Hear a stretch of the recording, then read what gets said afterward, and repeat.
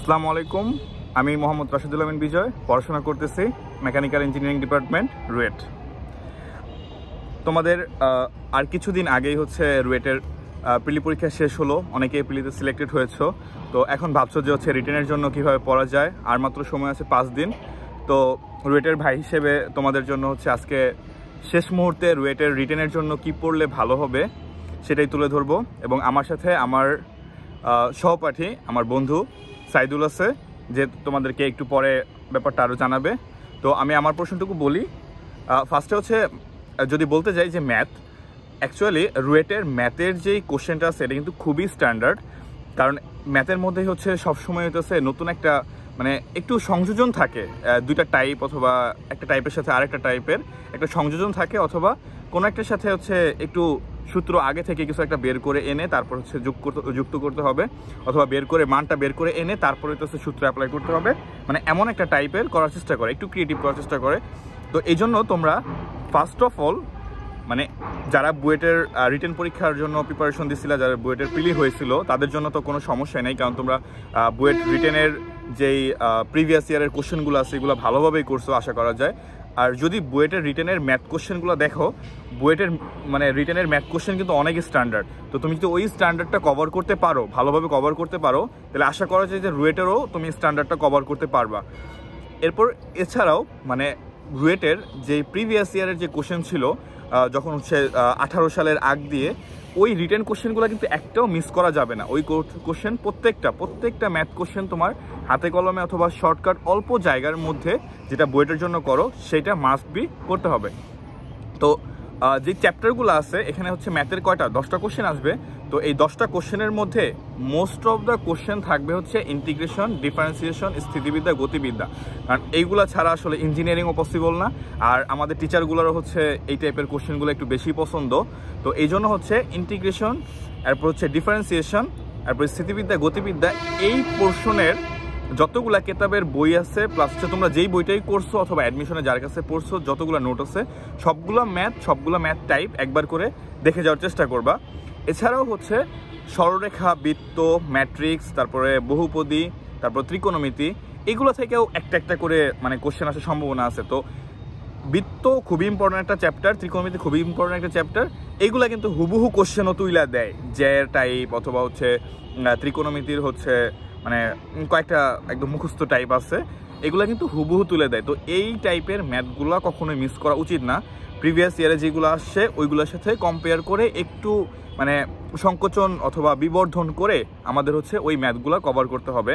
তো এটা হচ্ছে ম্যাথ পোর্শন।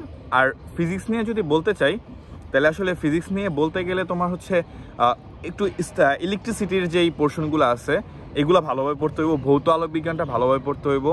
এরপর হচ্ছে এগুলো থেকে মাস্ট বি আসবে নিউটনিয়ান বলবিদ্যা ভালোভাবে পড়তে হবে। তো এইগুলোর যে কোশ্চেনগুলো প্রিভিয়াস টাইপে হচ্ছে আসছে, নিউক্লিয়ার ফিজিক্স খুবই ইম্পর্টেন্ট, মানে এইটার মধ্যেও হচ্ছে অনেক ভালো কয়েকটা অঙ্ক বানানো যায়। তো এইগুলা হচ্ছে একটু ভালোভাবে দেখবা, এই কনসেপ্টগুলো ভালোভাবে দেখবা। তো এটাই হচ্ছে মানে আর কয়েকদিন আছে, এই কয়েকদিনের জন্য সাজেশন। অ্যান্ড বাকি পোর্শন হচ্ছে কেমিস্ট্রির জন্য আমার বন্ধু বলবে যে কোনটা পড়া মানে অনেক বেটার হবে, কোনটা হচ্ছে ইফেক্টিভ আমাদের টিচার অনুযায়ী। তো সাইদুল, এখন হচ্ছে তুমি তোমার পোর্শনটুকু হচ্ছে বলো যে কেমিস্ট্রি এবং ফিজিক্স আরেকটু কীভাবে বেটারভাবে পড়া যায়।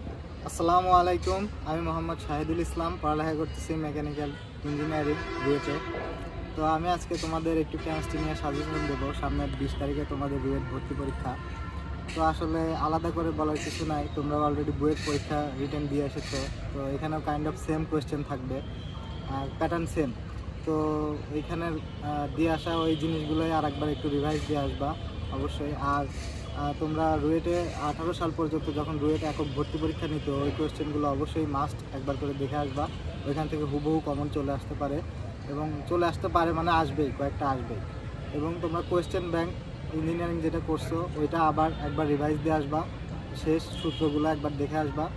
আর হচ্ছে তোমার নিজের তো একটা নোট করা আছে, নিজের যেই স্যারের কাছে পড়ো ওই নোটটা একবার করে আসবা, ঠিক আছে? আর হচ্ছে তোমার কেমিস্ট্রিতে আমি যদি বলি অধ্যায়ভিত্তিক, তোমার অর্গানিক দিয়ে শুরু করি। অর্গানিক থেকে বিভিন্ন নামধারী বিক্রিয়ার মেকানিজম, তারপরে তোমার হচ্ছে ওই যে বিভিন্ন যৌগের হচ্ছে নাম, যেগুলো হচ্ছে নাম মুখস্থ নাম থাকে না, ওইগুলো থেকে আসতে পারে। আর হচ্ছে তোমার মৌলের পর্যায়বৃত্ত ধর্ম, এটা খুব ইম্পর্টেন্ট চ্যাপ্টার। এইখান থেকে অনেক থিওরিমূলক অনেক কিছু আসে, এখানে ম্যাথ তেমন নাই বলতে গেলে। তো এখান থেকে তোমরা সংকরণ অবশ্যই ভালো করে পড়বা, বিভিন্ন জিনিসের সংকরণ বের করা এবং আকার আকৃতি এগুলা শেপগুলা দেখে আসবা, এবং সংকরণ চিত্র আঁকাতে বলতে পারে। এছাড়াও তোমার হচ্ছে জটিল যোগের সংকরণ পড়ে আসবা, যদিও এটা সিলেবাসে নাই, কিন্তু সংকরণটা পড়ে আসবা। তারপরে হচ্ছে তোমার তড়িৎ রসায়ন থেকে তোমার প্রলেপের ম্যাথ আসতে পারে, নার্নস্ট ইকুয়েশন দিয়ে ম্যাথ, এবং হাইড্রোজেন ফুয়েল সেল এইগুলো দিয়ে আসতে পারে। তোমার হচ্ছে গুণগত থেকে যদি বলি, এই কিছু আসে হচ্ছে মুখস্থটা, যেমন ওই যে জাল টাকা কীভাবে শনাক্ত করা যায়, এগুলো একটু দেখে আসবা থিওরি থেকে, এগুলো থেকে ডিউতেও আসে, রিটেনে আসে। তারপরে হচ্ছে তোমার ওই যে অনেকবার করছে রিডবার্গ ইকুয়েশন দিয়ে ম্যাথগুলা, রং নির্ণয়, দৃশ্যমান হবে কিনা বিভিন্ন সিরিজে, এগুলো দেখে আসবা অবশ্যই। তো আর ফিজিক্স নিয়ে আসলে কেমিস্ট্রি নিয়ে বেশি কিছু বলার নাই। তোমার কেমিস্ট্রি দিয়েই এক্সামটা শুরু করবা অবশ্যই, কারণ হচ্ছে কেমিস্ট্রি হয় তুমি পারবা অ্যান্সার করতে, না হলে পারবা না, এখানে অত ভাবনা চিন্তার সময় নেই, মানে তোমার এখানে টাইম কনজিউম হবে। অন্যান্যগুলো যদি বলি ম্যাথ অনেক টাইম কনজিউমিং, তো অবশ্যই কেমিস্ট্রি দিয়ে শুরু করবা। আমিও এবং যারা চান্স পায় মোটামুটি সবাই কেমিস্ট্রি দিয়েই শুরু করে, বেশিরভাগ শুনে দেখবা, তাহলে তোমার টাইমটা অনেক সেভ হবে। আর হচ্ছে তোমার বড় ভাই তো বলেই গেল ফিজিক্স সম্পর্কে। ফিজিক্স নিয়ে আসলে অনেক থিওরিটিক্যাল কোয়েশ্চেন আছে, হ্যাঁ, সূত্রগুলো সব দেখে আসবা। আসলে এখানে ওই বিভিন্ন ম্যাথ মানে কম্বাইন করে দিতে পারে, তো এখানে আসলে মানে পরীক্ষার হলে তোমার একটু মানে ইনস্ট্যান্ট কিছু জিনিস মাথায় নিয়ে ওইগুলো ভেবে করতে হবে। এখান থেকে আসলে তেমনভাবে সাজেশন দেওয়ার কিছু নাই। তারপরেও ইলেকট্রিসিটি, চলতরিৎ, স্থির তড়িৎ, এগুলা যেগুলো একটু ইম্পর্টেন্ট চ্যাপ্টার। তো আর একটা সাবজেক্ট বাকি থাকে, সেটা হচ্ছে ইংলিশ। তো ইংলিশের জন্য হচ্ছে তোমরা প্রিভিয়াস যে সিকিউরিটি যেগুলো আসছে এগুলো দেখো। আর ইংলিশের জন্য আসলে এরকম বলার কিছু থাকে না, কারণ ঢাবির জন্য যে ইংলিশগুলো আছে এইগুলাই মানে কোশ্চেন ব্যাংকে থাকা যে ইংলিশগুলো আছে এগুলো আসলে অ্যাডমিশনের সব জায়গার জন্যই কমন জিনিস। তো এগুলো হচ্ছে দেখো।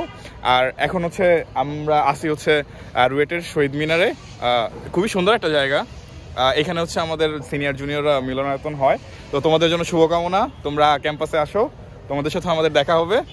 তো যদি ভিডিওটা একটু উপকার হয়ে থাকে তাহলে লাইক অথবা সাবস্ক্রাইব কিছু একটা করো। তো আমরা আজকে বিদায় নিই, আল্লাহ হাফেজ, টাটা।